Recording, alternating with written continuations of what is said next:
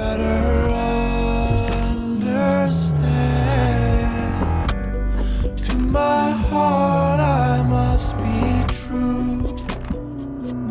Oh, you're the one that I want.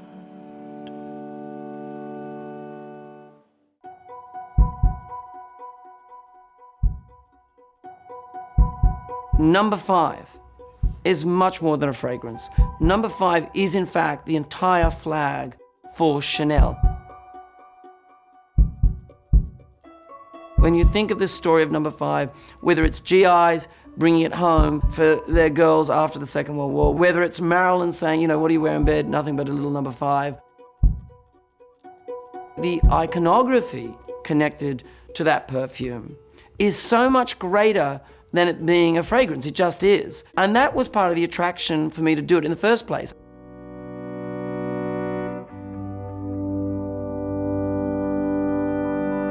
When you look at the endless directors who have worked, or the photographers, it's almost a privilege to be invited into the number 5 club. That bottle, that fragrance, is a symbol. In a way, it doesn't compete with other fragrances because it has its own space and its own place. It sits alone because it's an icon. That's why it's used in the jewelry so much, or in the apparel, because its symbolism is very powerful.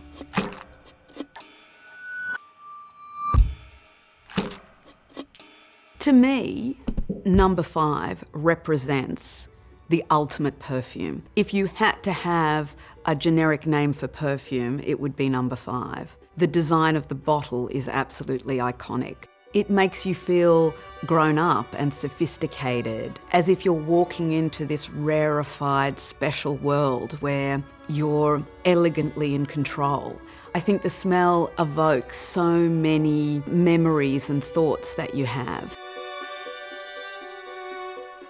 I love perfume in general, and I love the idea that Coco Chanel went beyond just making people's clothes. She was affecting their lifestyle. She was trying to make a smell that identified you as the kind of forward-thinking woman. She was trying to put the essence, the lifestyle, the meaning, the context into a bottle. And I think that that is an incredible thought because it does kind of complete the outfit.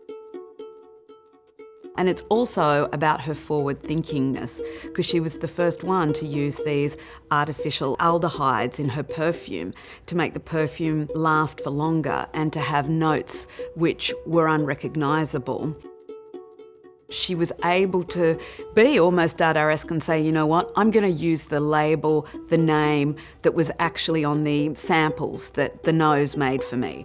I'm not going to make this more complicated than it needs to be. And that simplicity and going back to the absolute form follows function almost of it is about the modernism, the fact that she was obviously aware of the Bauhaus and this idea of reducing things to their essence.